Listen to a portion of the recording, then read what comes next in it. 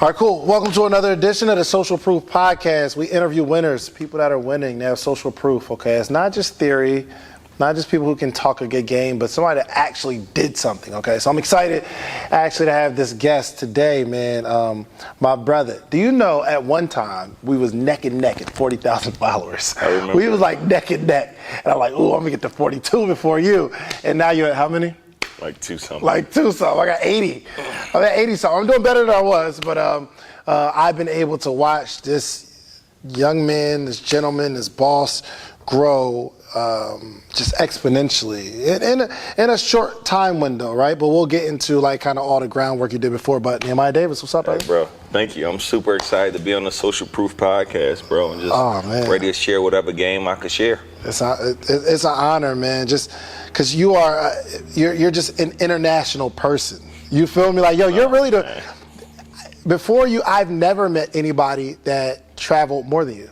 Like, they've been to more countries, because you would like put it on your Instagram like, oh, well, 30 countries, 31, 35. Yeah. And it's like, how many countries you been 55. to? 55. I've been hovering on 55 because for me to travel now, I got to get deeper. It's not like just here to Colombia. Here, you got to go to like Peru, where you got to connect 3 different places. So a lot of my places are straight shots. Like, I'm from Philly, so normally I can go anywhere from Philly to Atlanta, Philly to Mexico, Philly to DR, Philly to Paris, Philly to London. So I was able to knock them out quicker. But now that I gotta go do some connecting, I've been hovering around 55 for a minute. Why do you travel so much, bro? I love it, bro. My favorite quote is, once your mind is expanded to a new concept or idea, it's hard to go back to its original way of thinking. Mm-hmm. So once I realized that I can see more, it was just, and do more, it just changed the game for me. It's like exposure. Like, once you see there's so much more than, like, when I go to a lot of these countries, there's no public assistance. You got to go out there and make it happen. Right. So for me, I just get inspired, and the world is so much bigger than Philadelphia and Atlanta. Like, you got to get outside of your box, essentially. Yeah. What was the first country that you went to? And did you get on that journey, or did you like go to one country and say, yo, I gotta go to another one, or did you look up, I had like 2-3 countries under my belt and was like, yo, this could be a thing? I don't even know what made it a thing, bro. I just got addicted to just trying something new. I drove to Canada. That was my first country, like a 7-hour drive from Philly, and I just been traveling ever since then. It still is not a thing. I just say, yo, I want to travel. It's a thing. You got to count on it, bro. Right. Yeah. It's for sure a thing right now. But I don't know what really made me do it. When you say, when I think about it in that regard, I just like, it's just the experience. Yeah, so that might be your hooping. Like, I play ball, and I'm like, dang, I want to go hoop again. Like, yeah, that's my vice. Traveling is my vice. At that time, I wasn't spending no money on clothes, nothing. I would take that money and put it on experience, because the clothes and the material, that thing is going to wear out. It's like my wife and my daughter. I took them to all these different countries. You'll forget a bag that I'll buy you. Yeah. You'll forget a wallet. You won't forget when we was having lunch sitting at the Eiffel Tower on the grass with a rug outside eating a meal. You won't forget that. Yeah. But you'll forget the bag I bought you. You'll forget the sneakers I bought you. So I'm big on giving people memories over materials. That's amazing. Dang, I didn't even do an introduction. At least introduce yourself to the people. My bad. Yeah, I was so into goodness gracious. Yeah. So my name is Nehemiah, entrepreneur. I teach people around the world how to grow their following, how to increase their income on social media, as well as how to open up profitable event spaces. And that's pretty much it. Full-time entrepreneur, last 14 years, dad been in jail since I was 2, got kicked out of high school, kicked out of college, been fired from 10 jobs. But I operate with a specific quote, and it has to work or it has to work. I believe that everybody can create the lifestyle that they desire if they make up in their mind there's no other option. And I've just been a no other option guy since I started 14 years ago. I'm like, yo, I'm gonna make this thing work. Gotcha. You said your dad been in jail since you were 2. He just died in jail about a year ago. Really? So he died. He had, I think he had a heart attack. So he committed murder, and allegedly, he said he didn't, but that's what they put him in there, life in prison. He been in there my entire life, bro. So I was 2. How often did you go see him? I ain't seen him in 15 years, so it's not that often. Yeah, really? Which is my fault. But, there's a lot of people who are grossly affected by not having another parent. I just never was affected because my mom took such well care of me, just making sure all my needs was met. Like, I've never felt ill will to him or nothing. It's just, the real thing was he was like 4 or 5 hours away. I hate driving. So they know I wasn't driving 5 hours, man. You know what I mean? So did you have any other like male figures in your life? I had a stepdad, but that didn't count for anything. I didn't really learn anything from him. I didn't really get anything from him. So I didn't really start getting mentors until I was about 22, 23 years old, which I wish I would have did it so much sooner. Bro. How old are you now?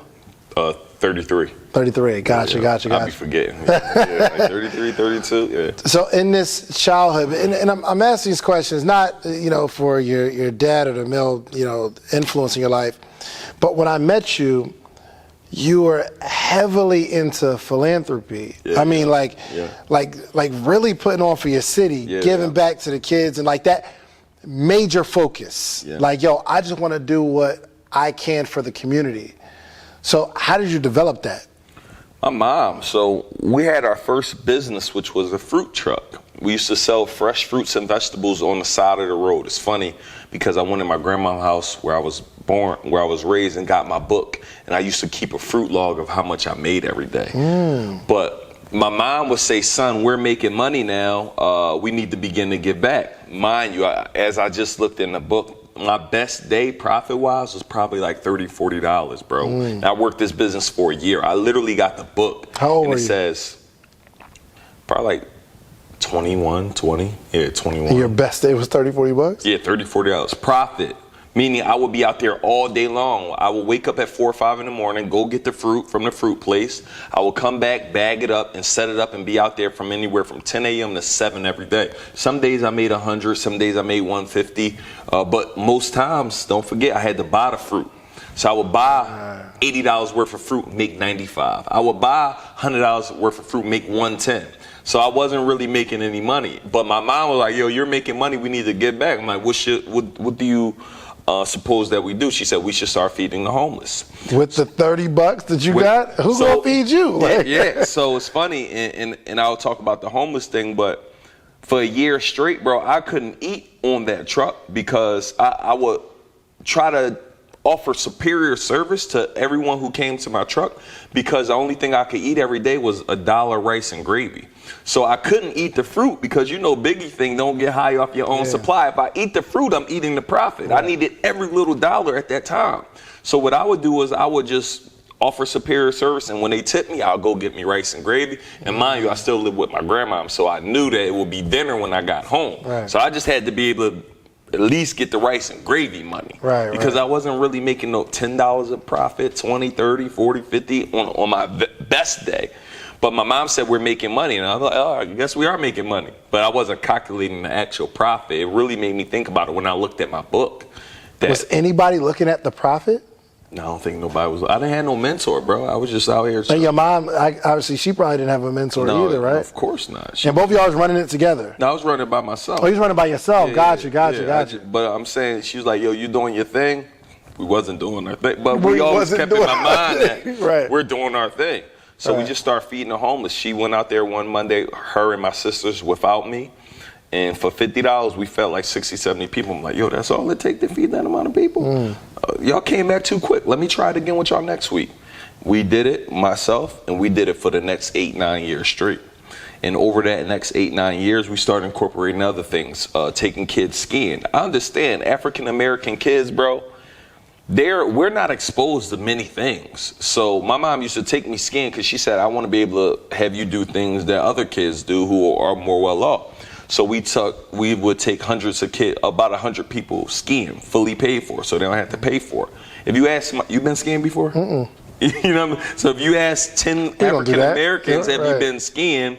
1 of them out of 10 maybe have been skiing. So we take them skiing, right? We back to school event. We provide every kid, 1,000 kids, fully stuffed book bags, moon bouncers, clowns, characters, the whole works. Thanksgiving, we bust in hundreds of homeless people, provide them with warm meals, haircuts, coats. Christmas, we give 1,000 kids toys, 100 of them brand new bikes. We did this for the last 13 years. So every year I've been incorporating different different ways to provide. But one of my keys to success that I never even really share. I tell people to serve your way to success. I've been giving back forever for the last 13, 14 years. No one really know. They see me now because I'm heavily when that time when we had our followers, I was just more focused on philanthropy. I was focused on a little bit of everything. But I got focused. I locked all the way in for about 2 years straight only on business. We still give back, but not as much as we was. My mom doing. It's not in the public light now. Because I just locked in during that time. But I tell people all the time, serve your way to success. I was able to propose to my wife on Steve Harvey's show, $75,000 engagement, paid for the ring, paid for me and my entire family to come there, paid for Maxwell came and sing for us. We went to a show, everything fully paid for.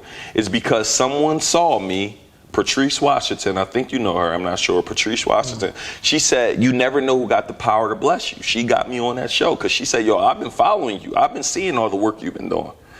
I got the neighborhood award from Steve Harvey. We got $30,000. It wasn't because I'm this cool entrepreneur. They watched the track record of giving back. So I tell people all the time, man, your giving will also make room for you. Serve your way to success. You know, some of our mentors, we served them.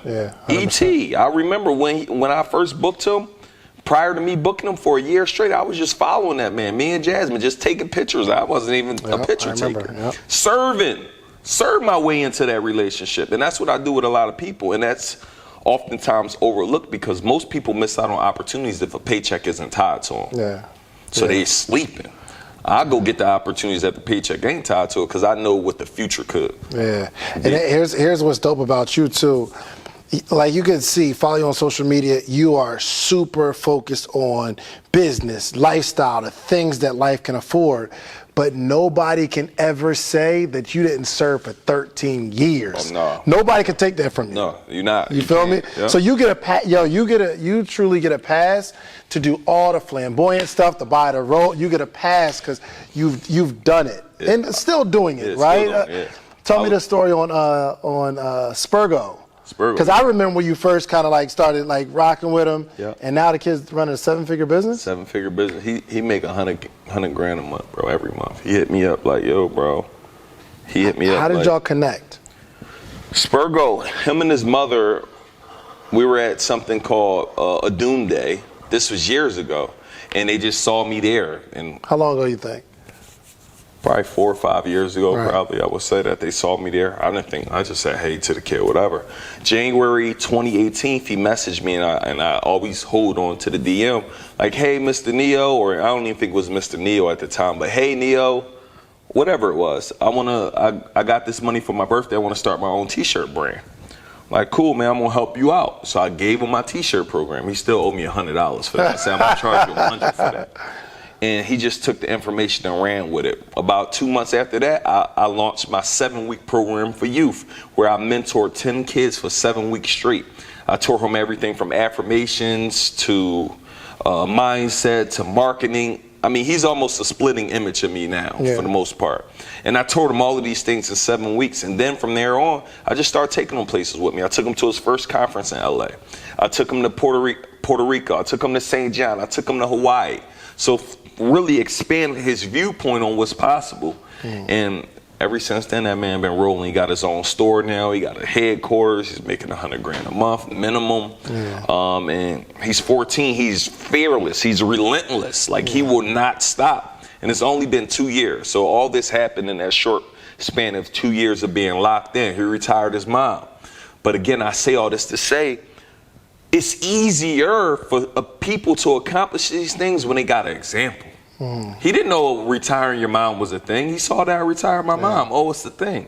He didn't know making X amount of money with your brand is a thing. He see all these people making X amount of money with their brand. So I'm telling you, the number one thing that most people should focus on is exposure. And we talk about environment. One day I had Shan's in my car. A dude just kept talking about environment. I'm like, bro, you got to give him some gems. But now when I think about it, I'm like, yo, that's the number one thing people should be focusing on is who you're around, what you're thinking, what are you taking into your psyche.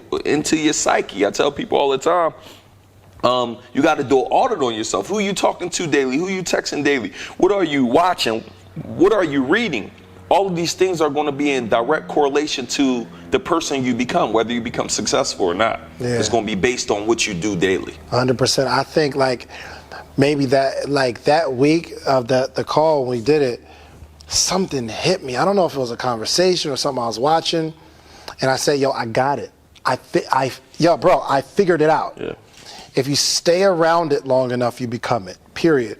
On both sides, right? So Both sides. If you stay in the streets long enough, you become it. Facts. Yo, I ain't gonna lie, man. I've never really been like the thug type dude, but I wound up selling drugs and, being a rapper because that's what my environment said. That's what we do. Yeah. And then we get around authors and we get around Eventspace owners, right? I got my Eventspace after you had yours. I'm like, oh, it's a thing. Yeah. Oh, if I never met you, I'd say, oh, well, I just, if I'm going to do an event, I might as well just rent somebody's space out. Yeah. But it's a thing now. Yeah, big thing. Yeah. So tell me about the environment that changed from philanthropy to this digital marketing space. Because I felt like I saw it. And it wasn't that you were heavy into marketing, but I just seen you around these people who had planes, around these people who had these nice cars. I'm like, Neil, rubbing shoulders. Yeah, and bro, it's like I will continue to repeat. You don't need to do nothing else but get around the right people. And you do it long enough, you're going to become that person. You're going to 100%. become like it. So for me, I think I went on a heavy, and I told you, I went on a heavy conference circuit. I'm talking about, I just started going to every conference you can think about. I went to every Grant Cardone conference. I went to every ClickFunnels conference. I just started becoming addicted to education and addicted to getting around people who are sharper than me and smarter than me. So I did that for 2-3 years. But while I'm doing that for 2-3 years, I keep meeting new people who are doing better than me. And they're telling me what they're doing. I'm like, what? Like my brother Josh, he do Amazon. I met him at a 10X conference. Dude ended up being in my wedding. We talk every day. He's relentless. He's like, I gotta get it. I'm never gonna stop. When you're talking to somebody like that who has a keen desire on making it happen, anytime he called me and I'm slacking, yo, what you doing, bro? I gotta just start getting up. All right. I don't even want to do nothing, but right. I gotta just get up and start moving and making something happen. Yeah. He took me to a conference. I met my buddies Richard and Laz and them this several years ago. They, at the time, 24, 25, their best month selling e-commerce was 2.1 million. I'm like, what? And I'm gonna be honest. I want to say, I don't know if you would have started your t-shirt brand. I don't know if I would have started my t-shirt brand if we actually started in the digital age. Yeah. I started with a fruit truck because I didn't have nobody. I didn't know nothing else. I started a fruit truck because I was driving my grandma to get fresh fruit every week. I'm like, this looks like something I'm competent enough to start. Yeah. I would have never did fruit truck, junk removal, moving. I would have jumped straight to digital marketing. Right, for sure. And when I saw what they did, 2.1 million in a month, I'm like, yo, what you guys doing? How you doing it? And they just start talking about different ways. We was inside of their Airbnb they had. We said, we got all of these people interested in joining our mentorship program. And it was a list of about 5,000 names. It said they have anywhere between 0 to 1,000 to invest. And it was all red. They said, yeah, we don't even bother that list. I'm like, huh? You got thousands of people, they may have the money. We don't even bother this particular list. But at that moment, they showed me like just what can happen. And I just start replicating and following a lot of these things that people do. I went to all of these conferences and I don't learn everything from one individual. I look at it like Batman. I'm just adding to my tool belt. I learned something from Billie Jean. I learned something from Russell Brunson. I learned something from Grant Cardone. I learned something from David Shands. I learned something from E.T. I learned all of these little things, and I just make all of these things my own. Yeah. So 2 years, I literally spent $175,000 on my personal development. 2 years. Heavy. Every city. I don't even want to go, and that's what a lot of people got to understand is sometimes opportunity is an inconvenience. Like every opportunity isn't going to just be, I'm leaving my lady to go to these opportunities. Yeah. When I went to ClickFunnels this year, the baby was born 3 days prior. I wasn't supposed to go. Yeah. But I need to, one, to get my award. And two, I understand that if I'm in that environment, I know how much one gym can make me. Yeah. One gem for me? Share one gem that you got that, like, I'm talking about just being in the right place, in the right conversation. Give me one gem. One gem that I got from someone else? Somebody else, yeah. One gem from Billy Jean, man. We paid this dude $1,500 to be on this boat. We literally robbed him. And not literally robbed him, but it was $1,500 mastermind for 10 of us. He rented a crazy yacht. It was just a dope experience. And he was just like, yo, spend the money on your brand. Like, if you could pay all of your bills, you could do all of those things, spend the money on your brand. And that was what I started doing. I grew my following because I started spending my money on advertising. I started spending my money on social media mentions. I started spending it on shout outs, right? And that's one of the most important things that I've done because it allowed me to accelerate my brand. And as you grow your brand, one, it increases your perceived value. And number two, you can sell anything when your brand is strong. People believe in what you say. So I spent all of that money on advertising. I spent all of that money on personal development. But I dropped one product. I made all of that money back that I spent over the 2 years off of one product. So if I didn't spend any of that money, most people like, yo, it's safer in the bank. You tripping, dog. Spend the money on your brand. I keep my man this year, he sent me a check, 40 grand. He said, bro, what should I do with the money? How should I go? What should I do with it? I said, he sent you a check for 40 grand? No, he showed me a check. Oh, bro, I just flipped the lot. I got 40 grand. What should I do with the money? Spend it all on your brand. Influencer marketing, shout out, like spend it all on your brand. He just did 1 million in the last 6 months. Spent the money on a brand. When you say spend the money on your brand, give me some examples so we put it in context. Of somebody say, okay, I don't know, maybe I get the concept, but what should I do when I spend money on my brand? So it's several things. One, you need to start attending conferences. You gotta get up out of your environment. Yeah. You have to do that because if you're the smartest person in your circle, you're in the wrong circle, or you're not actually in a circle, you're in a cage because you're not actually growing because everyone around you, you're helping everyone else around you. I like to go in environments where I feel actually dumb. Like I don't even feel like I belong in this location because it's like everybody's out here making something happen. So one, you need to be investing in mentors and coaches. And I'm not saying this because I'm a mentor or you're a mentor. Like I still do this now. So I'm going to these different locations and learning from people. The second thing, you should invest in advertising. You should invest in Facebook ads, YouTube ads, Instagram ads, influencer marketing. Because the thing that you want to do, you want to grow your following. Because as you grow your following, you get to grow your income because you're now exposed to more people. And another thing. When you say you run ads, should we be running ads for our product, or you're just saying if I have a dope video, I should just run some ads on that joint? So, for example, I'll do a meme.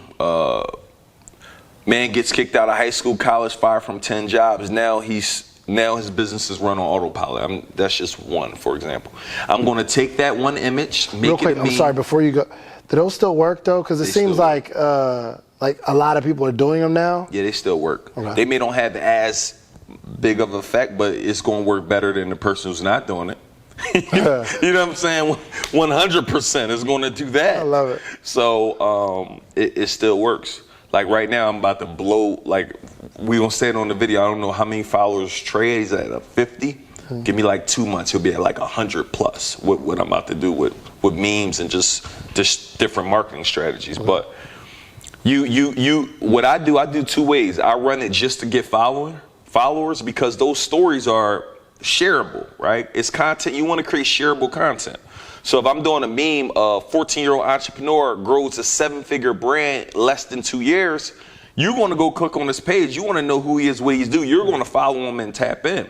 So when they tap in with me, at some point in time, you're going to eventually buy one of the products or one of the services that I offer. So amateurs make money on the front end, experts make money on the back end. I'd rather go ahead and get that follower, and at some point in time, you're going to buy something from me. You're going to support me just by default because I'm hitting you with so much value. Another thing, one thing that I recommend all entrepreneurs do is value content. Put out as much free content as you can. We got a certain strategy that we run, me and several partners, is I want to make sure my free content is better than most people paid content. So when you come on my page, you can go learn all these different ways to make money. You go on your page, you can learn all these different things that you're teaching for free. But now we have a competitive advantage, because if that individual is thinking about spending some money with somebody, they're going to spend it with the person who's been giving them unlimited free value. For sure. So now we're putting those images, those videos, those things that work really well on our page on other people's pages. And that just allows you to blow up. For example, I paid the Shade Room, like at the time, I think it was like $2,000. And I did a meme, not selling anything. Yeah. And I don't remember exactly what the meme. I did two. Yeah. Two of them initially for those 2 months. I grew my following like 90,000 followers. The cheat codes, see, I knew it was something. You know what I'm saying? We was neck and neck. My man said, yo, hold on. You know what that cost me to do? It cost me probably like $4,000 or something. Right. Whatever. It don't even. But that $4,000 produced about 90,000 followers. Yeah. And you know how much I pay Facebook ads to get like a registrant is anywhere from $5 to $10 per person. I'm getting 4,000, and again, it's not as impact. It ain't going to work like that now. Meaning you're not going to get 90,000 followers off of 2 posts. You'll get something, but not 90,000. Right. That was just because people was hip to it now.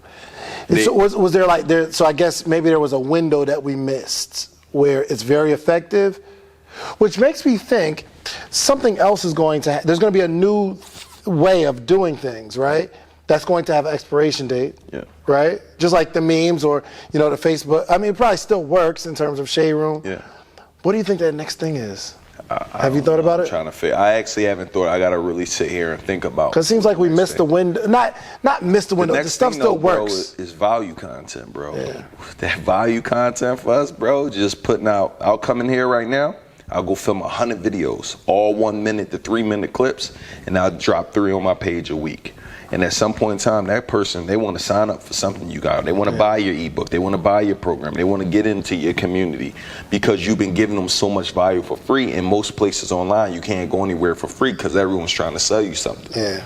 So if they're able to see that, so that value content is the true separator. Like, give your best stuff out for free. Yeah. I'm like, yo, if they giving me this type of heat for free, yeah, what I'm gonna get when I pay that person? Right. I think it might be a great separation soon because anybody can like put up a meme or a post, or anybody can like create a product and run it, but not everybody can just like give you 60 seconds of some heat. No, they can't. Every day. Yeah. You know what I'm saying? That's why something like YouTube will work well for you, because the difference between Facebook and YouTube is Facebook, you can go on, you could just put an image up. YouTube, your butt gotta go on there and do video. Yeah. When you're on YouTube scrolling, you ever see just a picture come up that stops? You know, it's they're not allowing anything outside of video. Yeah. Most people are afraid to do video. That's why they only run on Facebook. So, and that same thing, most people are such afraid to put out video content. You see it with people you coach. You're like, you gotta put a gun in their head. Yo, put out the video content. You need to do it. For sure. So. Wow. Okay. So, and what do you do with these people now? And I think we're in some steps, right? You said the meme. You said valuable content. Did you have something else? Because my brain just be jumping from question to question. The valuable content, and just being omnipresent. You want to be everywhere. Your retargeting got to be in place. Problem where we lack, most entrepreneurs, is their lack of follow-up. I got people who just say, buy my book. They'll come into my funnel. We getting your name, your number, your email, and you don't buy, you're getting email sequence now. You're getting a text message, abandoned text message. You're getting retargeting on Facebook. You're getting a ringless voicemail from me. And so many people are like, yo, your follow-up game so strong, I just had to buy. Most people aren't doing no follow-up. So you're leaving thousands and thousands of dollars on the table because you're not following up. And then the other issue that most entrepreneurs have, they have no order bump or no one-time offer. They're just trying to get you straight out of the cart. Yeah. You come to my thing, I'm trying to offer you the opportunity to get 3-4 different things. So now your goal with every customer is to increase your average cart value. So my ebook is $47 on average. Everyone spends $68. So I'm making $20 more than I wouldn't have been making because I'm offering them a little bit more. Most entrepreneurs not offering nothing. Just buy my book out. Well, walk me through the journey. I go on your website. What is the offer? So we'll talk about the ebook. So you come on my website. You could buy my ebook for $47. Before you even, I think the prices are revealed, you got to go ahead and put your... Was it 47? I bought it. You bought it for 33 probably. That's when I first released it. The price is going up. Okay. Now it's about to be 97. I'm just increasing it. I ain't mad at because of the value. You got to make sure you have to make sure it's worth more than what it costs. The $47 is negligible because you could take one gem in there and go make 1,000 tomorrow, literally. Yeah. So it's like 47 is, I'm playing myself actually. It really should be like $1,000 course instead of actually being an ebook. Whatever it is right now, you might as well just go buy it right now because the way he's looking, and I'm not it's trying going to sell, up for I'm not sure. even trying to sell anything. Right. I'm just saying in general, it's like I'm really, everything that is in my book is what I learned and what I've done the last 2 years at high-level masterminds that I spent a fortune to be in. But here's the secret. I know 90% of people ain't going to read the book. For sure. So I only know only a few people going to read the 80 pages. So the secrets is still safe with me. Oh.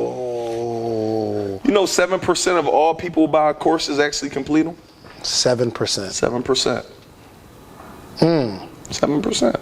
How many people you more than MeetUp and actually show up and apply the information? Yeah. Dang, that's right. Yeah, Dave be in the building. Yeah. Okay.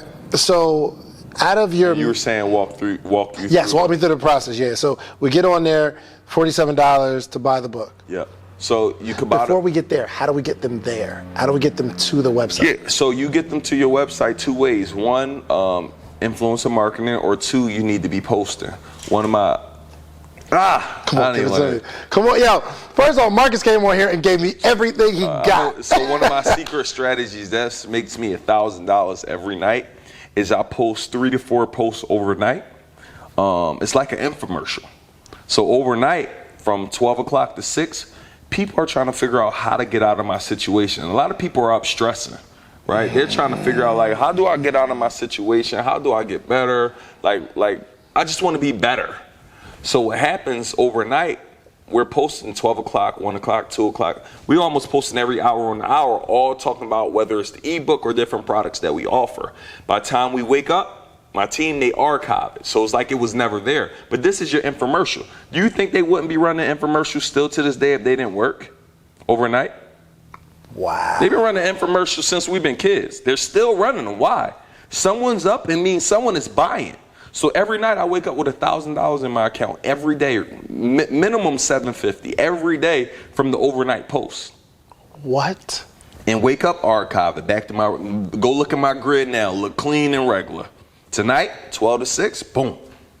I tell people all the time, they're so focused on how they grid and how that looks, they're not making any money. I'm not focused on, the grid look cool, but I'm trying to get paid, right? So overnight, I do my posting, archive it. But that accounts for $1,000 a day. That's $30,000 a month just on autopilot without me doing nothing. So what are I've never said that publicly. That's one of my back pocket joints because I don't want a bunch of people hit to that joint. Right. I got about 6 of my friends do it, and now in my high level master, I don't share that thing because that thing is gold. Wow, yo. So what are the kind of things that you're posting? Is it? I do a lot of flyers, testimonials. I do a lot of screenshots of people taking the information and making them money or getting them results. If I'm talking about my event spaces, I'm sharing with you other people who just got their keys and stuff like that. So it's heavy testimonial based. And that's another issue a lot of entrepreneurs have. You're not getting testimonials from your customers. You could talk all day long about who you are and what you do, how you're helping you. Show us the proof. Yeah. So I'm not showing you what I've done. I'm showing you what I help all these other individuals do because you need to know you could be on them shoes. You could be in their shoes. Yeah. Okay. So we're using that to get them to the website. Yep. $47 offer for the ebook. And then what? So again, one thing is forget a website. You need to have a sales funnel. You need to be able to walk them through a process. So when you come on my page and if you're not collecting your customer's cell phone number, you're losing. If you are not doing marketing, like I'm talking about minimum, we'll make 50 to 75 grand a month off of text message marketing. Minimum. Just from us being able to send a text out to our text list. Just minimum. If you're think about it, I personally don't check my emails. I check them like once or twice a week. Or I'm asking my team, only send me the most pressing and most important things. We're checking our phone every minute. Like we're just, who's texting me? So why don't you think you need to be sending messaging to your customer so they can check their cell phone about it? Because I don't check my email, let alone I haven't checked my spam in forever. The average email open rate, if you're good, is like 20%. Meaning if you got 100 people on your email list and you send out an email, at best, 20 people is going to read it. Opening it. Right. Yeah, opening it. Right. We ain't talking about click-through rates. We ain't talking about none of that extra. Some people clicking by mistake. Like, we ain't even talking about nothing extra. So you come on, so we get your phone number, your email, and all of those things. So directly onto that, we talk about the price of the book. Directly under that, this is what we call our order bump. And that is, for me, it's like, I think the order bump that we have is like $37. And it states, and this has to be a unique and a very good offer to make somebody seem like this is a no-brainer. So for $37, you could get my t-shirt program that I created, which I've sold now 500 times for $500. So now they're like, crap. He used to sell this for $500. I could get it right now for $37. You can't find this nowhere else online other than right now. So now they buy that. What I now do is we're making 3 order bumps. So instead of having 2, we got 2 right now, it's 3. So now we got that order bump, we could offer something else. My other order bump is something called text messages that pay. It's 10 text messages written by me that get you customers. Some of them are to get you customers. Some of it is a pre-sale text. One of them is a volunteer text. It's just different messaging that you could send that'll get you results. You could take my pre-sale text message and go sell 20 books at $20. Just off of the messaging. I already wrote it. It works. Right. Just plug in the person's name. That's all you need to do. It's done for you texting. So now that's that. So right now I got my customer who just added. And if somebody like, yo, what's the order bump? Look at your order bump as you going in the market saying you only need to buy 1 thing of milk, and you know they put the milk all the way in the back. You got to walk through all the aisles. As you're walking through all the aisles, oh, now I need bread, I need sugar. And then when you get to your register. That Kit Kat get me every time. Your Kit Kat. That's the order bump. Every time, bro. You're not even thinking about that dollar. Right. It's not even a thought. Right. It's $1. And that's almost $37 to get something that really costs $500. Yeah. So bam. Now we take them to something we call OTO1, which is your upsell one, which is that one-time offer that you can give. What I offer is my Greatness Mastermind. It's $99. So, and I tell them, hey, with the Greatness Mastermind, it was $1,000. I filmed it right here in Atlanta. Everybody attended. They paid $1,000 to be in a room, and probably with room and board, it was another $1,000. So instead of you paying $2,000 right now, you can only pay $100. You're gonna get 5 hours of recordings. So the key with this is my this is my RR method, which is your repackage and repurpose. How many things you have already filmed that you can just go pull off the shelf for sure. And just know it was so much gain. It could be $17, $29, $37. So on my conference, remember I say amateurs make money on the front end, experts make money on the back end. I made no money on that conference, Shan. Yeah. Probably $3-4 grand. I'm like, crap, I'm done. That's why I tell you, I don't do no physical stuff no more. I'm like, I'm done. But now I took that $99, bro, in this last 3 months, that one conference has made probably $80,000 on the amount of times I sold it for $99. So you sold my presentation, man. No, not you owe me lunch, bro. Okay, you wasn't in that one. I don't think you were here. You were traveling. So that was my Greatness Mastermind. But I sold that recordings. Amazing. Like, and you get all the different people who were speaking. Him 500, this person, this for $99. Amazing. So they like, yo, I might as well get it. Now if you don't go buy it, this is what we call downsell. Hey, I knew you want to get it for $99. Would you like to get it for $75? So for those who didn't take it for $99, who was thinking about it, let me get it for $75. Now I take you to OTO2. And guys, I'm giving y'all this heat. Like this stuff right here. Somebody use this crap, bro. This will get them paid. So now I take them to OTO2. I think our OTO2 is my IG accelerator. It might be like 50 different videos on really scaling and growing your Instagram. It's like 300. And then if you don't take that, I think it's cheaper again. And then on our thank you page, what a lot of people are sleeping on, they're not advertising on the thank you page.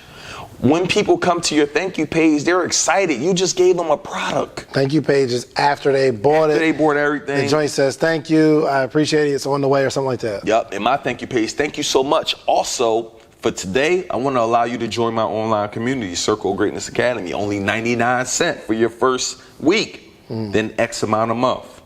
So now a percentage of those people, even if it's 10% of people taking that now. So now we got people on continuity. And everything in that funnel is automated. It requires no coaching at all. Requires no follow-up at all. It's just and where I'm at now is I want to do less work. So I want automated things. So when you are doing your funnel, put things in your funnel that don't actually require your time. Some people will add like a coaching session.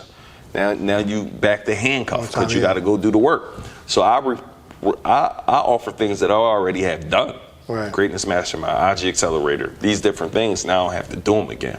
But this is how entrepreneurs can instantly increase their income by offering more things in their funnel instead of just the one thing. Think about when you go on Amazon, they say, customers also bought this with that. Right. Why aren't we doing it? Like, what? Interesting. Yeah, why aren't we offering something else? And you can't get through the funnel without you seeing everything else I'm offering. Wow. It's not an option. You got to go through it till you get to the thank you page. I'm gonna have you read it. All right, cool. But I have some people that spend at least twice a week. Somebody go spend $500 because that's the most you could spend in there. But when they're coming there, they're not coming to. When you go to the supermarket, you only want one thing. Right. You just left with 5, 4, 3. That is the power of what a funnel could do for you instead of just like a website. When you finally got this information, right? You finally realized it. Like, were you surprised at the money? Did it throw you off at all, or you were in the environment so much you was like, oh, it's about time? No, I was mad, bro, because I'm like, man, why didn't I do this sooner? Think about this. When you and I started Sleepless Nights, I want to say then, I had Circle of Greatness Academy. When people are joining, they're the most excited that they'll ever be. Yeah. We just getting them in. Yeah, shiz, they just joined. We had nothing else behind the funnel. Yeah, for sure. I personally put 1,000 people through Circle of Greatness Academy, whether you stayed or leave. You put hundreds or 1,000 people through, but we never offer nothing else. Right. It's so crazy because we're just now building something behind our. I got 3 funnels being built right now, and we're finally putting some behind it. But what if we started like that 4 years ago? Crazy. I'll be out of Right. Millions what a if we month. started? But again, you don't know what you don't know, and your biggest expense in life is what you do not know. So I tell people, when you get specific information, you got to apply it immediately, because it could be the difference of $1,000 a month in your business extra or $100,000. Did you always take information and use it? Because there's some people, they go course to course, video to video, conference to conference. Did you always just take the information and apply it? Is that an innate thing, or did you have to develop that, or what? No, when you start spending the money for it, it becomes serious. Like, I got Josh, one of my buddies, he spent $30,000 for something. He sent me the recordings. I never watched them. Why? You ain't paying space. It didn't cost me nothing, so I didn't really feel the obligation, although the info's probably, I know it's fire because it helped him grow crazy. But it didn't have an emotional attachment or a connection. When we buy kids, or when our parents used to buy sneaks, we would dog them out. When you buy the sneaks for yourself, you in the joint with the toothbrush. You walking real light. You taking the laces out, putting them on the banister, like you care about it. Yeah. So because I spent the $175, every time I make that investment, I got to come here and get something out of it, even if it ain't everything. Everything that I invest, I get at least one gem out that I apply, and I make my money. My thing, I'm gonna get my money back for this investment, for sure. Or if not, I ain't gonna do it. Yeah. So I think it's important that we become addicted to education, allergic to execution. Like, we be trying to put all the pieces to the puzzle together. Like, how many pieces you need? Just start putting the puzzle together as you go. I watch people, bro. They try to figure out how to make $100,000 a month when they didn't start making 1,000. Yeah. Yo, I'm trying to figure out, when I start making 100,000, how am I going to do? How can I mitigate some of my tax risks? You're not even. Why are we even thinking about that right now? Right. How do you consistently make $1,000 a month? Yeah. Then 2,000. Yeah. Yo, so I'm thinking about it, man. I think I'm gonna do 4 different event spaces. Let's get you one. Yeah. And I think our problem as people is we ain't putting one foot in front of another. Yeah. I just need you to do one thing at a time. Let me ask you, as just, you know, like you're killing it in the business world, and from a family perspective, how is the dynamic of, like, even your wife now your wife seeing it? Like, what has the relationship changed at all, impacted, whether better, you know, or what? What's that dynamic like? To see you going from, I'm talking about, I mean, wasn't doing bad for a while, but like really accelerating and on the planes and all that kind of stuff. My wife is just regular. My wife don't really care about nothing. So it's just on some, we got a Rolls Royce now? All right, cool, we got a Rolls Royce. It's like, it ain't, it don't mean nothing to her. That's why I love it, because she been with me when I had an old busted black truck and I couldn't afford it. We spray painted the windows. Her seat was a crate, because I couldn't afford to have a seat in the front of the truck. So she been here so the elevation is like, when you got your baby, sometimes you don't notice how quick, because it was just gradual, progression. So for her, it's just regular. I just got to get better at making more time for the family, because I be always just grinding, trying to make it happen. For sure. You know? And how is that process for you? Obviously, you know, we are just trying to take care of the world. And I'm asking you, just bouncing it off another entrepreneur, because I'm an entrepreneur too, wife at the crib. Like, what does that effort look like for you? Like, for me, I'm improving, trying to get better at putting down the phone a little bit, watching TV, taking you out to lunch. Just, it requires effort. Like, I always think about Inky, where he always say, I don't want you to be a public success and a private failure. So I just always be like, dang, I got to make sure I'm stepping my home game up like I'm trying to step this business game up. So to be honest, it's a work in progress. Every day I'm just trying to get a little bit better with those things.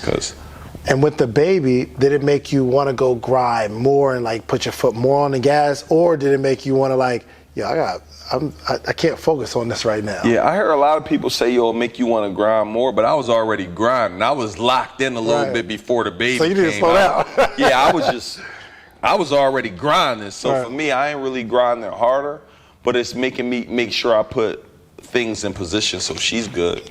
You know what I mean? It's been so cool to see.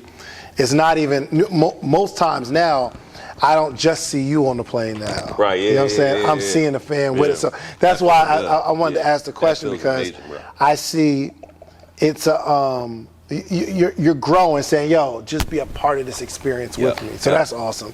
Do you have any mentors in that space? Any husband mentors or? Yeah, so Shannon, one of my suggestions I tell everybody, don't depend on one.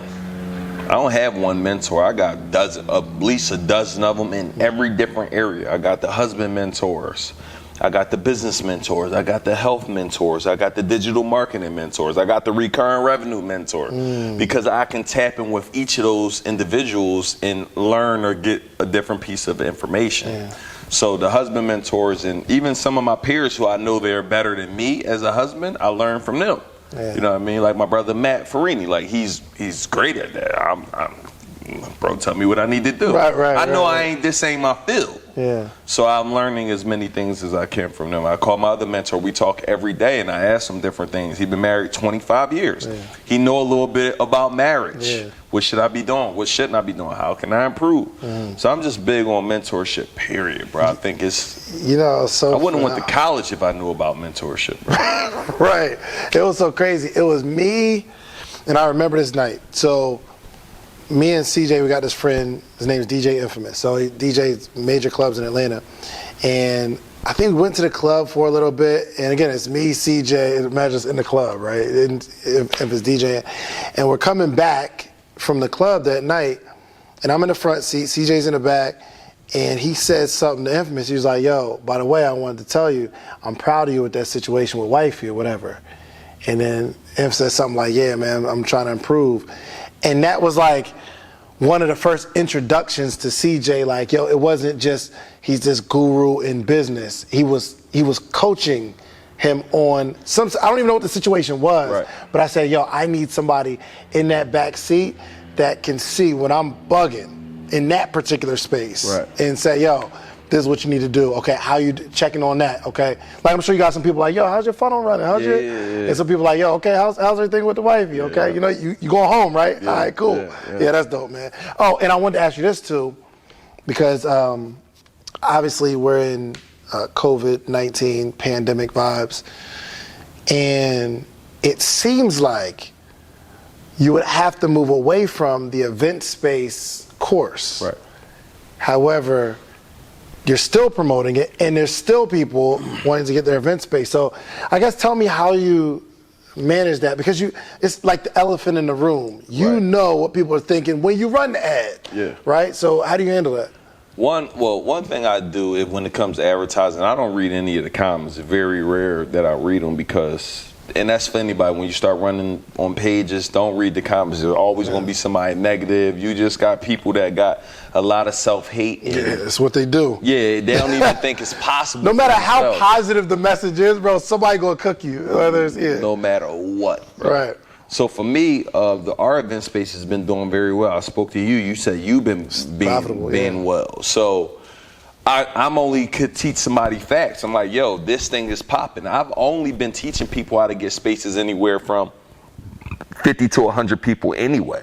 So when COVID hit, we didn't have venues that were 500, 1,000 people, so we weren't crazily affected anyway. So all of those big venues, now people had to tighten all their lists up. So now they're going to all the smaller venues, and then other venues were closed. So the pool just got tighter where places I can go to have my events. That's what's happening, bro. It's crazy. Yo, I think we're like more profitable now. Yeah.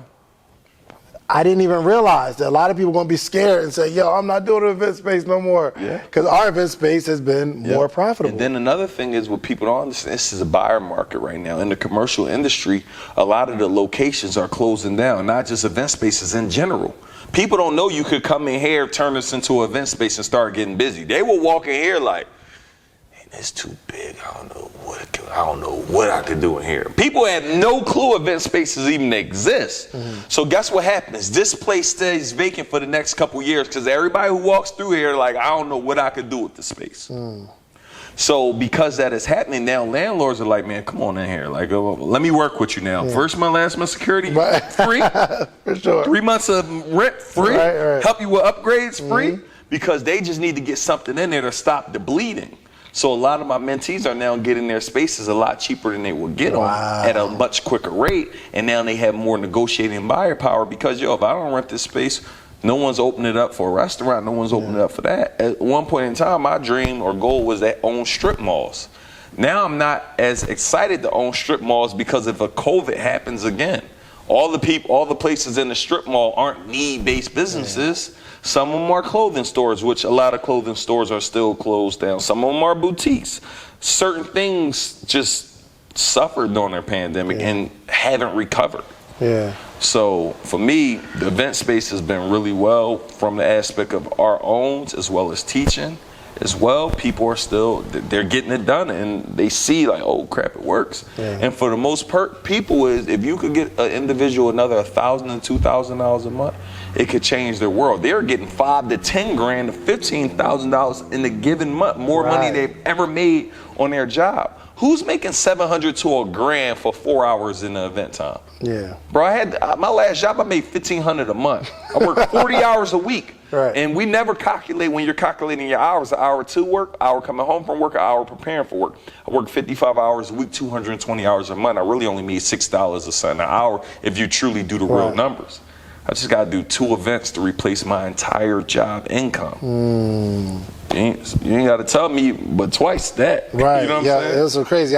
When we came in, I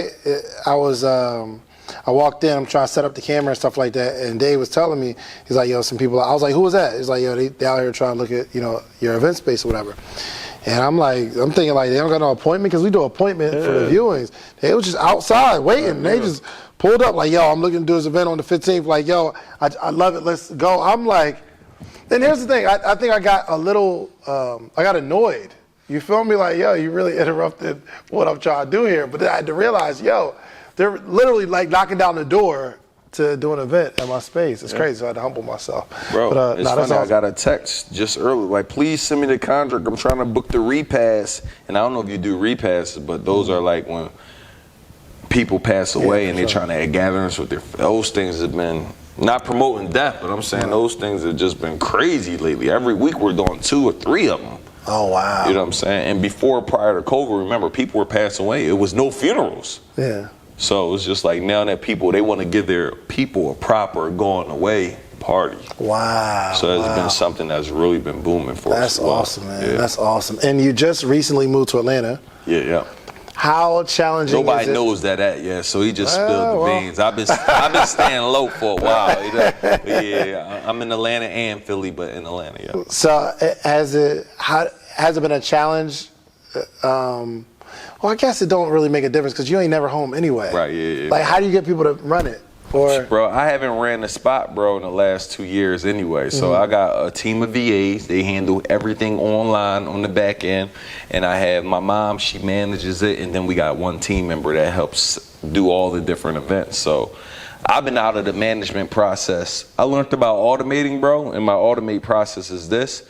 When they sign on the contract, they got to give us the venue the same way that we gave it to them. So, for example, when I rented your spot, or I think we bartered, you got mine, I got yours. Yep. I came in here, y'all told me where the tables and the chairs was. We had it from there, and we returned everything back. Right. But for years, I wasn't doing that. We was helping you set up, we was helping you break down, we bring your stuff out from the car, you signing on the contract the same way that we give it to you, you gotta give it back to us. That eliminated all the time allocations that we once used to have to give. So that has changed the game for me. So now they're setting everything up, they're breaking everything down and returning it. If you don't return it that way, you don't get your security deposit back. So you plan on getting an event space in Atlanta? You know what? I don't know. To be honest, I've been focusing, and I may get one, but honestly, I've been focusing more on scalability. I'm just trying to focus on my online stuff right now, my online presence, because I love my event spaces. They've been paying me handsomely for the last several years. But I'm in a business now of trying to scale something. Yeah. I could sell 1,000 ebooks in a day. I haven't done that yet, but it's a possibility. Right.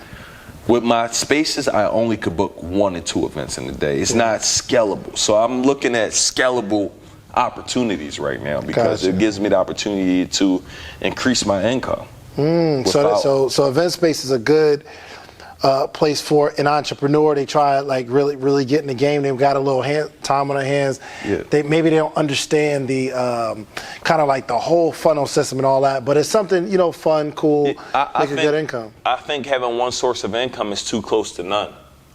So if you have to do other things, whether it's event space, whether it's trucking. I'm never going to let my event spaces go. I could just go get one here without a problem. But I know now it's going to focus some more time and energy. I might could focus some time and energy on some of my digital stuff that could potentially make me more money quicker. Gotcha. So I think every entrepreneur could still have an event space simply because you need an office, like you need a content lab, like you use yours for. This is a multi-purpose space. Oh, for sure. Content lab, office, I don't care if nobody meeting booked this space. joint. I need it. It's for you. Yeah, you need it, right? Yeah. So same exact thing. I need a place to do my business. So I just still recommend you got to learn how to make money on and offline. Man. And you gave me one thing I ain't gonna say it on here, bro. Where you said, listen, you could just do this, and you don't even gotta be online. And it's just like, that's the thing. You said that on that. And here's the thing that I tell people to do. You gotta listen. I listen now with a fine tooth comb to everything. I'm trying to hear the gym in it.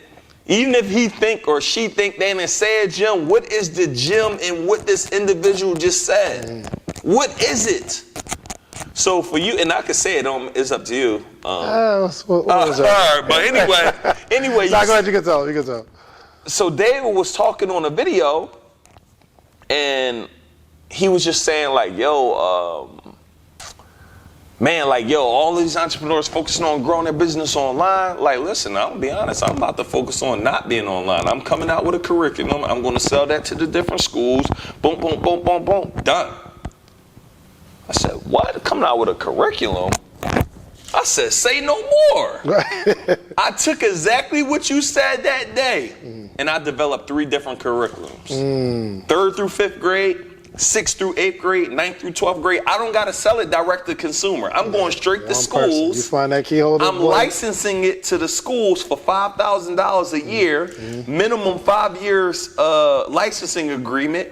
That means every school might could commit to $25,000. If I go get 10 schools in a year, if I go get 10 schools in a year over that 5 years, that's $250,000. If I get 20 schools, it's $500. If I get, how many schools you think I could get across the United States? Yeah. So you said that to me. I'm an executor. When you said it, I started working on it immediately. Yeah. And that's what people don't do. That's the separator between successful people.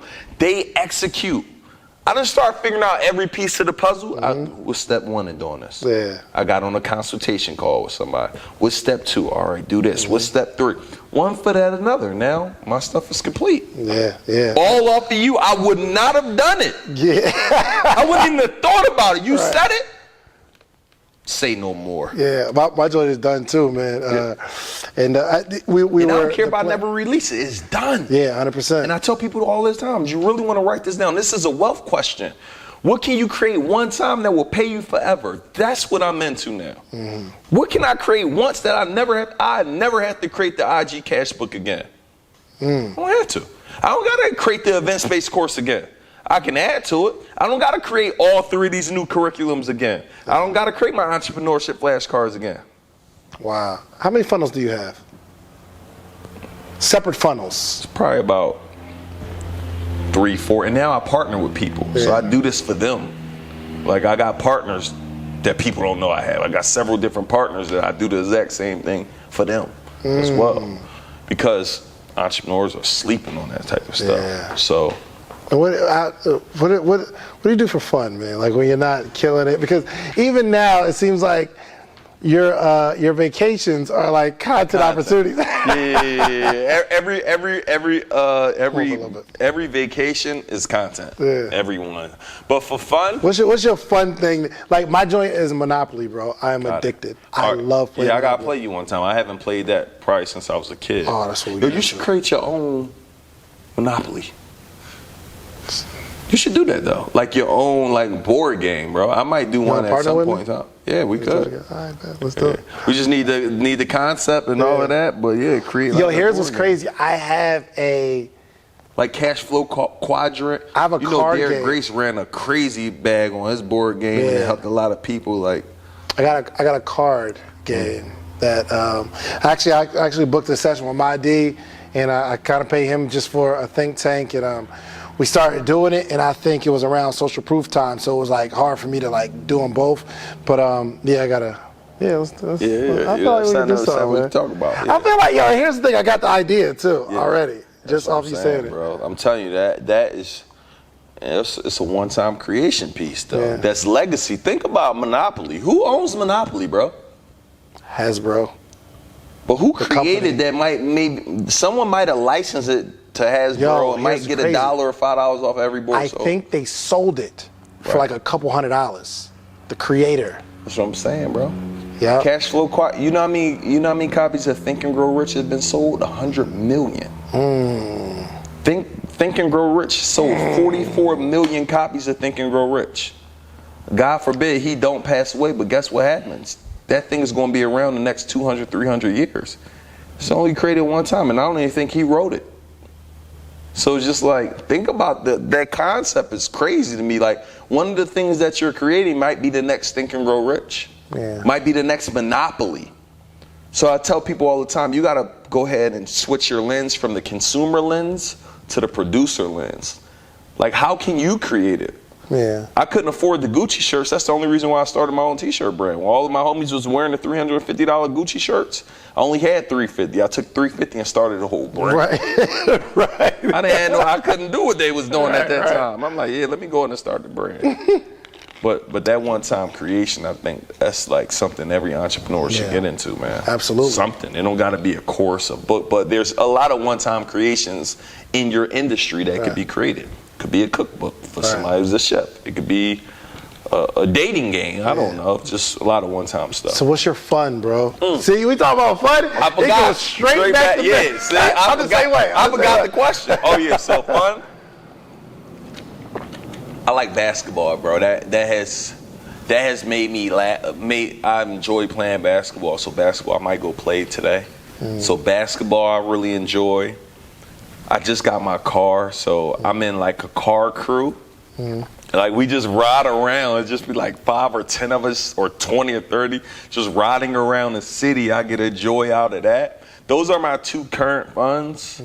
And travel, but as you said, travel is now a job technically to me, because when I go, then you create the content. I know it I'm drums never up so chilling. much bread. Everywhere I'm going, I got my filmmaker with me. Like life is almost a job for me, to be honest with you. So my fun would be basketball and now the cars. That's probably the only 2 things I could actually think about. I like hanging out with friends though. I like just eating good too, going to restaurants. That's all I got. Yeah, you know, it's so funny. I was telling somebody, a lot of my work is my fun. So it's like when I'm coming in here to create content, on one end, it's a part of my job, but on the second, I would much rather do this than watch a movie. You feel me? Like some people, their thing is, yo, I want to sit there and binge watch some videos. I want to go to the beach and just lay on the beach. That's not fun to me. Right. You feel me? What's fun to me is, yo, if we got we're working right now, but we're not working. Right. I'm just enjoying myself. If there was 100 people here, I would much rather do a whole workshop with 100 people than to like sit on the couch and watch a movie. Yeah, me too. It's really like, I think, how do you develop that, man? Because this is a lifestyle TV, now. Bro, I watch Power. Like I don't even really. I've never seen Power. I want to watch it though. Bro, you gotta watch Power. I never seen Power, Empire, none of that. You don't worry about Empire. I heard Empire was dope too. Just do Power, bro. You know what I did see though? What? How to Get Away with Murder. I haven't seen that. You seen The Banker too, bro? You seen the movie The Banker? I didn't. You know, I think I started watching it, but I ain't. The dude. No, I think that's something different. No, I don't. It's like a good business / real estate movie. I think you'll enjoy that. The Banker. It's a movie or a documentary style? It's a movie. It's fire. The Banker. You saw it? Yeah. The Banker. The Yeah, Banker. Okay. Yeah. Okay. Well, yeah, that's all I had to get away with murder. That's like every now and again I'll find me and my wife will find a little joint and we'll get into it. But I don't like watching series with my wife because you can't watch an episode if she's not around. So you probably don't know nothing about that, young man. Yeah, I still be watching without her. Right. You won't have to play catch up now. Yo, we'll be like maybe at the house flipping through Netflix or whatever. And she'd be like, "Ooh, what about this movie?" And I'll have saw it on a plane or something like that. And she's like, "What?" And it creates beef. Like, I was on a plane. What you want me to do? Yeah, you want me to sit there and do nothing on the airplane? Right. Yeah. All right, so tell me, I guess maybe like next steps, 2020 for you. How you plan on closing this year out? So next steps, of course, we want to do Black Friday weekend. We want to make sure. Are you gearing up for that? I'm gearing up now. Are you about to go crazy for Black Friday? Not crazy, but we're definitely gonna try to go crazy. Do you feel like? But are you gearing up for this to be the best day you've had all year? I would like it to be. Yeah. I gotta actually sit down and put the final numbers on it. But my biggest thing of gearing up is just knowing what I'm selling exactly, knowing the funnels in place. Because what I do every year, we're gonna prepare for Black Friday. We start preparing 2 days before. Right. Every year for the last 3-4 years. So. What would happen if I really got 30 days to really get this right? Yeah. So this is going to really make me go, let me go ahead and sit down and get this thing right. Do you know what you're going to be offering yet? Not quite yet. So I got an idea of just giving you everything for the low. Yeah, you know what I'm saying? Right. I think I'm going to make it very simple. Friday, you get everything I got for X amount, and I'm going to tell you what everything is. That'll be that. One time opportunity for you to get a whole suite of products. You know what I'm saying? So. Is there anything we didn't discuss today? I'm gonna be honest. I feel like this was one of my most interviews that was more casual. Most time people are just hammering me all business, just like, give me this, give me this. So I feel like I hope I gave game though. I don't want to feel like I don't like nothing fluffy. 100%. You know what I mean? So. You got that? Well, no, never mind. Joe got a key. Is there something that you good, Joe? Is there something that like we didn't talk about, or something that people just don't ask you? You know what I mean? Like, what is the game that you haven't given out yet? I know we got the overnight joint though. I appreciate that, family. I ain't gonna lie, I don't want to share that one, bro. I'm actually like, ooh, do people listen to the whole episode? You know what I'm saying? That was a good one, bro. I mean, but I'm gonna be honest, one of the joints that has made us a nice amount of money, bro, is the value content, bro. Yeah. It's literally going to film 30 to 100 videos, getting them snipped up, adding the borders, and just at the end of copy is you just have a call to action, whether it mean apply for this, buy this, support that, share this. That has been a thing that has separated us from a lot of different people, just giving that free value out. So, and I just think everybody should, double your prices. Whatever it is right now. You should have saw your face like, what? Like, whatever it is right now, I don't care what you double it. Double it. I think it's worth it. And you're probably going to get minimum. Hey, you want to know how to double your income? Double your prices. Whatever it is right now, ask for a little bit more. My book's going to go from 50 to 100. Everything's going to go up. Things go up as we do. Like, think about this. We update everything. If you go on your phone right now, you open up your phone, you're going to see in the App Store, everything needs to be updated. Yeah. Why aren't we updating what we're doing? Why aren't we adding more value to it? Why aren't we increasing the price? And for most people, not just talking like you and me where we need to update our prices and just focus on getting better, most people aren't never updating themselves. Yeah. We're never updating our software. Yeah. They got software updates and sometimes I read the descriptions. We fixed this bug. We had to do this. Why aren't we fixing us, like getting better? So I would tell people you need to be committed to just making yourself better. Yeah. Every day I'm like, yo, how can I get better? So before I go to bed, I ask myself, what did I do to get better today? Yeah. And if you didn't do nothing today to get better, you can't go to bed yet. Sleep is. You can't go to bed yet. No, sleep is earned. Yeah. What did you do today to earn your sleep? Yeah. Did you go crush that goal you said you was going to do? Did you go do this? And that's if you want to live a better life. Yeah. I'm just at a point now where I can't be content. Yeah. I want more for myself and my family. I intend on changing the trajectory of our future generations. Yeah. It's funny, I looked at the Forbes list the other day, and it's been for years. In the top 20, like 4 brothers and sisters are in there. Out of the top 20, there are wealthiest people in the world. 4 brothers and sisters. They've been in that Forbes list probably. Walmart family. Walmart family. Yeah. Still to this day. Yeah. So that man created something that still got his family eating. When we far gone, they're gonna say who the top people on the Forbes list? Possibly. It's still gonna be the Walmart family. So I'll be trying to think that's the type of legacy that I intend on creating. I know that's the type of legacy you intend 100%. On creating. So that means we can't really take off if we talk about that type of legacy. Yeah. I'm not saying I may be in the Forbes list as a billionaire. It would be great, but I want to know that they're going to say Grandpop set us up. Yeah. We good. Grandpop left his businesses. Grandpop told us about generational wealth. He educated us on how to run it when he passed. Yeah. So that's really what I'm doing. What I'm doing now, I've reached every pinnacle that I want to reach right now. I got my car. I mean, only thing I don't have is my dream house yet, which I'm about to have that. Mm-hmm. Been at 55 countries. It ain't much more I could really see in the world. It's like, I stayed at the best places in the world. What else you got to offer me? Right. So now I'm on some... All right, let me set the family up now. Let me make sure the people around me is straight. So that means I can't really chill. That seems like you're so fearless, man. I guess in relation to that, what does rattle you? When you say rattle, what do you mean by rattle? Like, I think there's something that, just as a man or, we all have something deep down inside. Maybe it's deep rooted in something, whether it's, so for instance, I'm still trying to get the hang of this father thing. Yeah.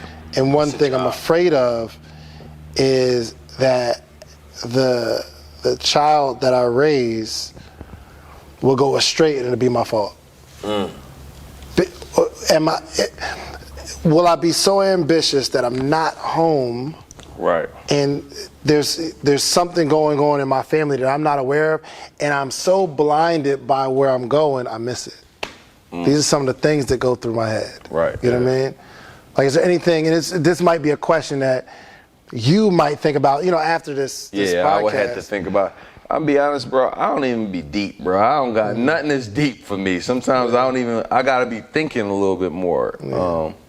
But I don't have anything that just rattles me other than, my biggest thing that rattles me now, if it's something happening to me right now, I don't want my mom and wife gotta go back to work. That bothers me. So I'm trying to figure out, one of the greatest things that I see happen, not great, excuse me, let me be clear. You know, CC passed away, right? 6-figure check. And that really hurt me. But what I love that they kept, I thought initially like it was just like, dang, it's over with. She created wealth for their family and now it's over. Now they got it going now. Now it's continuing now without her, which is amazing. Wow. So now my biggest thing, and I be telling a lot of how can we set our stuff up right now so it continues if something happens to us? If Rich Dad Poor Dad, Robert Kiyosaki passed away, everything is in place for it to continue. Sam Walton, everything is in place so it continues. Most of us African Americans, when we die, it is over with. You don't know too many legacies. I don't know who you know, but me, I don't know no legacies that I know when they passed away, the business is still rocking and rolling. It ends when that person died. So I'm trying to put things in place so it continues. Like the Nehemiah Davis brand can live beyond me. If something so that rattles me knowing that right now, if I die, it's a wrap. Meaning my family, like, you got life insurance and all of that, but what about the continuation of your brand and your company and what you've been working so hard to create? So I'm focusing on that. How do I create a continuation plan right now? Because we don't know how long we got to live. But I know it's going to hurt me if I know they were like, I could look down. Wifey back working the job. Mom back working the job. That means I didn't do my job as a man to make sure I put things in place so they don't have to work again. Wow. So that's one of those things for me. I'm like, I got to make sure that's right. Congratulations, you deep. Yeah. You just got deep. That was deep, right? That was really deep. All right, cool. All right, so we're going to wrap it up, man. I like to make predictions on the podcast. I want to know where you see yourself in the next 5 to 10 years so that I can look at this recording 5 to 10 years later. It's living on YouTube or whatever it is at the moment. 5 to 10 years from this year, and we can say, wow, Nehemiah said that 5 years ago, and look. Right. Jeez, that's a good one. 5 to 10 years from now. 5 to 10 years from now. That's a good question. Jeez. That's a great question. It's funny. I haven't really sat and looked at where I want to be like 10 years from now. You know, I'm always like a couple years out. 10 years. I want to own a lot of real estate, just things that work for me, so I don't have to work for it. I'll have my dream home by then, of course. That's the thing, Shan. I'm gonna be honest, bro. I'm at a point where I feel like I've done a lot of things, and I'm sure it's way more to do. I'm like, how many more countries? So probably I'll be at 90 countries in 5 to 10 years. How many countries are there? It's like 195 or 198, something like that. But when it's all over, do you plan to touch every single country? I don't. Yeah. No? If I could get 100, I'm good with it. If I could touch 100, I'm smooth. So if I say my kids are going to be running multi-million-dollar businesses in 5 to 10 years, I'll have every dream car I want. But more importantly, I'll probably have helped millions of people around the world start a business in that course over the next 10 years. And it's good. I gotta go do homework on this. Yeah, we got Neil being deep now. Yeah, I gotta do homework. All right, I definitely want to wrap it up, but before we do, 2 questions. Okay, so we got some, they're entrepreneurs on their way, grinding. We got Jovan and David here, so get a question together. Okay, get a question. If you could ask a successful entrepreneur, 7-figure entrepreneur, any question, get that question together. Okay, so I love to let everybody know how they can find you. So you could check me out on Instagram at Neo Daviso, NeoDaviso. To get my ebook is www.myigcashbook.com, and my regular website is NehemiahDavis.com. Cool, yep. Cool. Awesome. All right, let's get it. What we got? All right, so how do you get yourself out of the way to get to where you know you're supposed to be? How do you get yourself out of the way to get to where you know you're supposed to be? Yeah, I think a lot of it is normally mentally. Normally the enemy is the inner me. So I always tell people all the time is you got to get out your own way. For me, it was 14 years ago after I got fired from my temp job. I'm like, it has to work or it has to work. I realized at that moment there's nothing that's going to stop me from reaching any goal that I want to reach. And the other thing that a lot of people got to do, you got to actually eliminate the plan B. A lot of us got a lot of backup plans in place in case it don't work. Yeah. I didn't give myself if it ain't gonna work. Yeah. In the last 14 years, I have never thought like, man, it ain't working. Yeah. I just pivot. Fruit truck, boom. Cleaning company, boom. Junk removal, moving. I just kept going until I arrived at a place where I'm like, I know this thing is scalable. I know this thing could keep growing. Yeah. So I think the biggest thing is just making up in your mind that I had no other option. Yeah. I have no other option to become successful. I'm the only one who's going to provide for my mom, my sisters, my family. That's on me. So when you make up in your mind that you want to be the person to go make it happen, nothing else, like you going to move every other excuse out the way. Yeah. And I don't have nothing that I'm dependent on. That I don't have no one providing for me. I got to go get it every day. Yeah. I love it. Every day. I love it. Dave, question. What humbles you? What humbles you? What humbles you? What humbles me? That's a good question. You know what? In my answer, what humbles me is certain environments that I'm in. You have an opportunity. At some point, you really feel like, yo, you're killing it. Especially like you pat yourself on the back. I'm killing it. Had a great day, and then you go into another room. Yeah. And your great day is like a bad day in these rooms. So you're like, oh, all right, let me humble myself. Yeah. So and it's funny when you said it made me retract like where I want to be in 10 years. I'm like, I was acting like I didn't make it yet. I'm far from where I'm at, but I feel good about where I am in my current life. So if we want to say big numbers, I want to make 100 million. You know what I'm saying? Right, so, sure. but because I don't want to act like I'm just smelling myself, because I ain't. But what humbles me is the same thing. I'm in different groups where they're really crushing it. I look at other online marketers, they really killing it, where if they knew what I was doing, they're like, you ain't doing nothing. Right. So that's the same thing. Being in a room with colossal people really humbles me. Colossal people. Yeah, people really killing it. There it is. There to come over a little bit.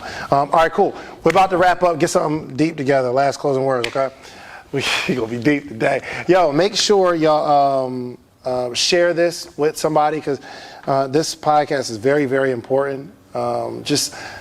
I learned a lot, and just the story is amazing, man. Of like, you know, the entrepreneurs going on a path of philanthropy, and I help as many people as I can.